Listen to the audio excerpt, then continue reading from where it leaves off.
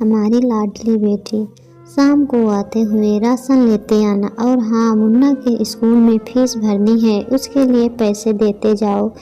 बीवी की इस मांग पर जेबें उल्टी करके दिखाने के सिवा बड़े के पास कोई दूसरा उत्तर नहीं था। माथे पर चिंता के शिकनों के साथ सवेरे तो बड़ा भाई अपने काम पर निकल गया, लेकिन उस शाम उसने पूरे परिवार के सामने इस आर्थिक संकट को दूर करने के लिए एक प्रस्ताव रखा। क्या माँ हम उस प्लाट को बेच दें जिसे बाबूजी ने लक्ष्मी को शादी में देने के लिए खरीदा था। बेटी को दी हुई चीज वापस नहीं मांगते, पाप लगता है। लक्ष्मी का जन्म होते ही घर खुशियों से भर गया था। तभी तुम्हारे बाप ने ये तय कर लिया था कि ये प्लाट लक्ष्मी का है, जो उसे उसकी शादी में दे दिया जाएगा। माँ ने अपना विरोध जताते हुए कहा, कौन सी बेटी? वो बेटी जो प्रेम विवाह कर घर की इज्जत को खाक में मिला गई और पिताजी की अंतिम यात्रा में भी ना शामिल हुई। बड़े ने टॉन्ट मारते हुए कहा, मेरा मुंह मत खुलवाओ। यहाँ कौन नहीं जानता कि लक्ष्मी को उस दिन गली के नौके से ही लौटा दिया गया था और उससे अपने पिता से आखिरी बार मिलने का भी हक छीन लिया गया था। माँ ने बेटी का पक्ष लेते हुए कहा। माँ के इस वार से दोनों बेटे चुप हो गए। ना बड़ा बेटा कुछ बोल पाया, ना छोटे बेटे के मुंह से कोई शब्द फूटा। थोड़ी देर की शांति के बाद छोटा भाई बोला, प्लाट बेच दे तो देंगे, पर क्या लक्ष्मी कागज पर दस्तखत करेगी? मुझे नहीं लगता वो हमारा भला सोच भी सकती है। आखिर है तो औरत जात, पुरुषों की परिस्थिति कैसे समझ पाएगी? काफी वाद विवाद और सोच विचार के बाद सब इस बात पर सहमत हुए और पड़ोस के मोहल्ले की लक्ष्मी की दोस्त को बोलकर लक्ष्मी को घर आने का न्योता दे दिया गया। अगले दिन सुबह से गली के नाके पर खेल रहे बड़े भाई के लड़के की बुआ आ गई की आवाज सुन घर वाले चौकन्ने हो गए। दोनों भाई मन में द्वेष और नफरत के साथ उसको कैसे घर में आने के लिए कहें, इसी दुविधा में थे। वो कहते हैं ना, जरूरत के वक्त गधे को भी बाप बनाना पड़ता है।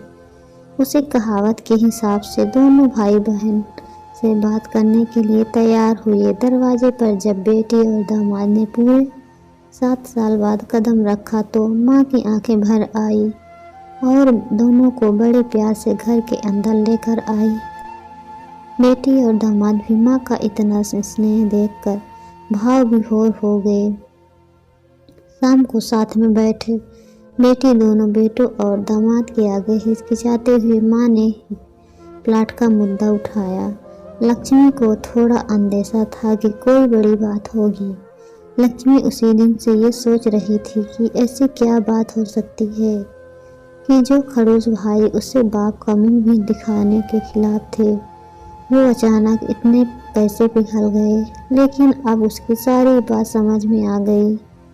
लक्ष्मी ने तिरछी नजर से पति की तरफ देखा तो वो बोल पड़ा, देखिए माँ जी, शादी से पहले जो कुछ आपका था वो आपका ही रहेगा। ना उस पर मेरा या लक्ष्मी का कोई हक नहीं है, नहीं भविष्य में हम मांगेंगे। इसलिए आप निश्चित होकर उस प्लाट के साथ जो करना है कीजिए। आप जहाँ कहेंगे हम वहाँ साइन कर देंगे। सुबह से अपने जीजा से नजरें चुरा रहे दोनों भाइयों ने अब अपने जीजा को अच्छे से देखा। सुबह प्लाट के कागजात पर बहन के दस्तखत लेकर काम खत्म किया जाए, यह तय हुआ। सब इस मीटिंग को खत्म कर उठ ही रहे थे कि टीवी पर अनाउंसमेंट हुआ कि आने वाले 21 दिनों तक देश में लॉकडाउन लगाया जा रहा है। लक्ष्मी के पति ने फोन पर बात करने के बाद कहा, अब हम क्या करेंगे लक्ष्मी, कल की बस भी रद्द हो गई और 21 दिनों तक कोई बस नहीं है, हम तो फंस गए। इस खबर से दोनों भाई बहुत निराश हो गए, क्योंकि एक तो उनकी आमदनी कम थी और 2 लोगों का और खाने पीने का बोझ बढ़ गया था। लेकिन माँ अंदर ही अंदर खुश थी, क्योंकि इतने वर्षों बाद घर वापस लौटे बेटी इसी बहाने कुछ दिन आराम से उसके साथ रह पाएगी। दोनों भाई छुटक सब्जी और फल बेचा करते थे। कुछ दिनों में ही लॉकडाउन के चलते और कोरोना वायरस के चलते लोगों ने उनसे सब्जी और फल खरीदना बंद कर दिए। पहले से खराब उनकी आर्थिक स्थिति और ज़्यादा खराब हो गई और वह मन ही मन लक्ष्मी के कदमों को अशुभ मानने लगे। बहन और जीजा जी से उनकी यह हालत छुपी नहीं थी। लक्ष्मी के कहने पर उसके पति ने दोनों भाइयों की सब्जी और फल की रेडियो पर लोहे के रॉड और जालियां फिट कर दी। बाजार जाकर दोनों के लिए कैप, हाथों के दस्ताने और थोक के भाव से सब्जी और फल खरीद लाए। दोनों की रेडियो अच्छे से तैयार, फल और सब्जी ढककर दोनों भाइयों को टोपी और दस्ताने देकर जीजा जी ने उनसे कहा, एक बार इस तरह से धंधा करके देखो, शायद आपका मुनाफा बढ़ जाए। थोड़ी आनाकानी करने के बाद दोनों भाइयों ने जीजा जी के समझाए अनुसार धंधा करना शुरू किया। 2-3 दिनों बाद ही कोरोना से घबराए लोग अब ढकी हुई फल और सब्जियां और दस्ताने और सेफ्टी का ध्यान रखते बेचने वालों से ही फल और सब्जियां खरीदने लगे। इस तरह समझदार दामाद की वजह से धीरे धीरे दोनों भाइयों का धंधा अच्छा चलने लगा और उनके घर का गल्ला जो पहले खाली हो रहा था अब धीरे धीरे भरने लगा। माँ जैसे अपने मरे हुए पति से मन ही मन संवाद साधने लगी। देखो जी, आपकी लक्ष्मी सच में लक्ष्मी है। उसके पांव घर में पड़ते ही घर खुशियों से भर रहा है। दोनों भाइयों के आंखों में पहले जो गुस्सा था उसकी जगह अब शर्म ले ली थी।